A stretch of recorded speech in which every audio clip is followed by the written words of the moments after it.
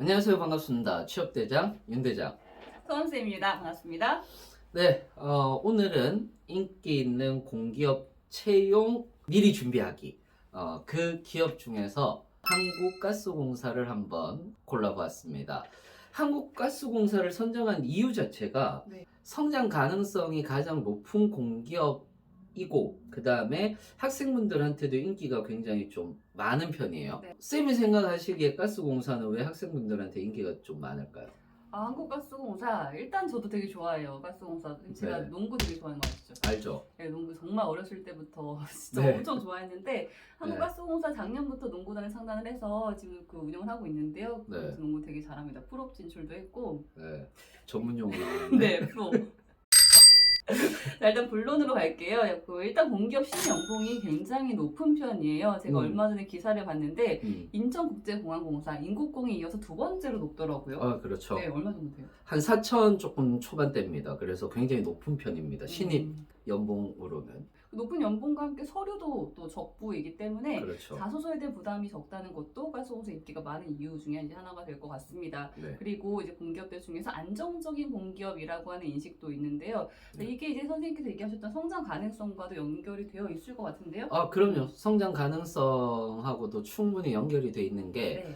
지금 현재 가장 전 세계적으로 주목받고 있는 게 환경 문제잖아요. 네. 그 중에서 주목받고 있는 게 수소 에너지란 말이에요. 네. 그래서 그 수소 에너지의 생산과 공급과 유통까지 모두 담당하고 있는 공기업이 바로 가스공사거든요. 그래서 실제로 이제 사장님께서 2022년을 한국 수소공사의 원년의 해로 한다. 라고 이렇게 발표를 했을 정도라서 네.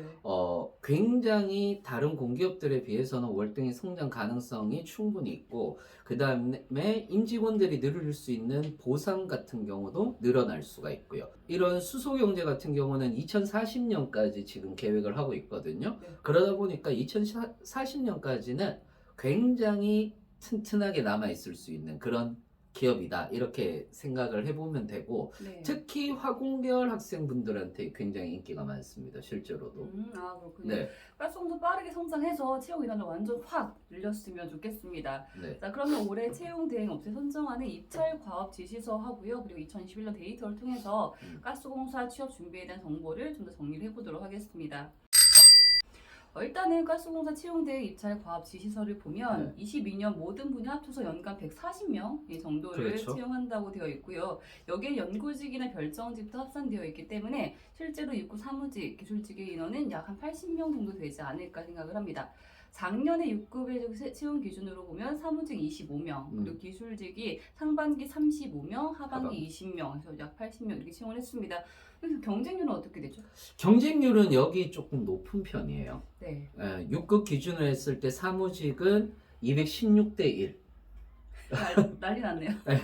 그 다음에 기술직은 상반기가 약 한 207대 1, 하반기가 259대 1. 네. 그리고 그 중에서도 화공 전공 경쟁률이 굉장히 높았는데, 네. 이게 이제 297대 1, 262대 1이었거든요.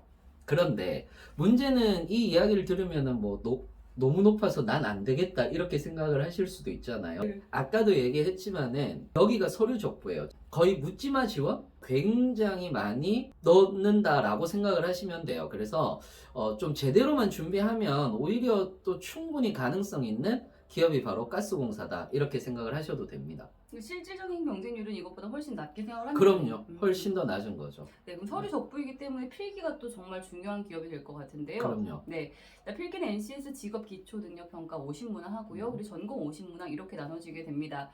직업 기초 능력 평가를 제가 먼저 말씀을 드리면 의사소통, 그리고 수리, 문제 해결, 자원관리, 정보 능력 이렇게 5가지 과목이 구성이 되어 있고요. 자, 2021년 상하반기 시험을 이제 통 합쳐서 좀 말씀을 드리려고 하는데, 그 이유가 상하반기 문제 유형이 조금 이제 변화가 좀 있었거든요. 그래서 지금 대비를 하실 때에는 그 2가지 유형들은 다 참고해서 준비를 하시는 게 맞을 것 같습니다. 유형은 피규령이에요. 대부분 최근에 피규령의 그 실제 유형을 많이 이제 기업들이 선호를 하고 있는 편이거든요. 그렇죠. 네. 의사소통 경우에는 일단 지문이 상당히 긴 편이었고 이제 음. 이것 때문에 정말 이제 그 후기를 보면 지문 보는데 토 나올 뻔했다 이런 얘기 많더라고요. 네, 맞아요. 네, 지문이 너무 긴 편이기도 하고 그런데 또 반면에 어법 문제도 어휘는 좀 많이 그 출제가 된 적은 없지만 어법 문제는 출제가 된 적이 꽤 있습니다. 최소 3에서 5문항 정도까지 출제가 되고 있어요. 맞아요. 그러니까 알겠습니다. 수소 에너지하고 신재생 에너지 관련된 제시문이나 또는 음. 수리에서도 이 관련 도표가 많이 나왔었습니다. 요에 대한 관심을 많이 갖고 계셨던 분들 같은 경우에는 뭐 해석도 좀 빨리 되고 배경 지식 통해서 좀 더 그 문제 풀이 시간을 좀 단축을 하실 수도 있었던 그런 문제들이 좀 많이 있었고요. 수리해서의 자료에서 문제는 상대적으로 문제가 좀 깔끔한 편이었습니다. 계산이 많이 복잡하거나 좀 지저분한 문제보다는 좀 해석 정도로 또는 계산이 좀 간단하게 해석이 되는 문제였고 응용식도 마찬가지예요. 다양하게 출제가 되긴 했었지만 공부 조금 하셨던 분들은 뭐 그 문제 풀이하기 크게나 어려움이 없었던 그렇죠. 정도의 난이도 이렇게 출제가 됐었고요. 자, 문제 해결 능력이나 자원 관리 요 그 파트에서는 계산 문제가 꽤 있었어요. 뭐 승진 점수 또는 뭐 출장비 계산, 회의 시간 계산 이런 계산 문제가 많이 출제가 됐었는데 그래서 그 시험지를 전반적으로 보게 되면 자료 해석 문제 유형이 절반 이상이다 이렇게 느낄 정도로 이제 그런 그 문제 유형들을 좀 갖고 있고요. 정보 능력은 흔히 나오는 엑셀 함수 문제, 이거의 줄을 잃었던 문제 유형입니다. 자, 그런데 이제 5가지 과목 중에서 정보 능력 파트가 뒤쪽에 배치가 되어 있다 보니까 간단하게 끌리는 문제가 되어 있는 거예요. 그렇죠. 시간 관리가 좀 잘 돼야만 하는 그런 시험이 될 것 같습니다. 후회 남지 않도록. 그럼요. 예, 시간 관리 정말 좀 잘해 주셔야 시간 관리가 가장 중요할 것 같습니다. 네. 그럼 선생님 전공 시험도 한번 얘기해 주세요. 네, 사무하고 이제 기술직인 거죠. 사무직 같은 경우는 단일 전공이에요. 네. 원래 단일 전공이면 경영, 경제, 법, 행정이잖아요. 네. 그런데 작년에는 좀 아쉽게도 행정이 좀 빠졌어요. 행정을 학으로 준비하시는 분들은 조금 실망을 하셨던 부분들이 있습니다. 앞에서 쌤이 이야기하셨듯이 전공 50문항 나오거든요. 그러니까 꽤 많이 나오는 거죠. 예를 들어서 이제 경영이다라고 얘기를 하면은 일반 경영 30문제, 그 다음에 재무회계 20문제 이렇게 나옵니다. 그러니까 대부분 이제 인터넷이라든지 카페를 보면은요, CPA 수준으로 공부해야 된다 이렇게 얘기를 하는 경우들이 많아요. 근데 CPA 수준으로 나와서 CPA로 공부를 하자라고 하면 CPA를 하셔야죠. 너무 CPA 수준으로 나온다라고 해서 막 이렇게 겁먹고 계시는데 그렇지 않습니다. 지금 이제 공기업 쪽에 전공 인강들 많이 올라와 있거든요. 네. 그런 인강으로도 충분히 여러분들 사실상 커버는 가능하고요. 경제 같은 경우도 미시거시 국제경제까지 나오는데 요거는 잠깐 얘기를 드리면 경영학은 대단히 휘발적이거든요. 네. 그래서 공부를 할 때 경영 이론 공부하고 바로 다 못 외웠더라도 문제 풀이로 넘어가서 이론을 정리해라라고 이렇게 얘기를 드립니다. 그리고 경제 같은 경우는 미시 거시 순서인 건데 미시가 이해하기가 되게 어려워요. 그러다 보니까 거꾸로 가셔도 됩니다. 거시, 미시로 공부를 하시는 것도 괜찮고요. 기술직 같은 경우에서는 기계, 전기, 토목, 건축, 화공, IT 직렬이 있는데 시험 난이도 자체는 기사 수준이에요. 네. 요게 이제 중요한 부분인데 기사 수준인데 대부분 학생분들이 아니에요. 공무원 시험까지 봐야 돼요. 이런 분들 많으시거든요. 근데 그게 아니고 보통 어떻게 공부를 하시느냐면 기사 공부하실 때 한 5과목에서 6과목 있으면 한 과목 정도는 공부를 잘 못하세요.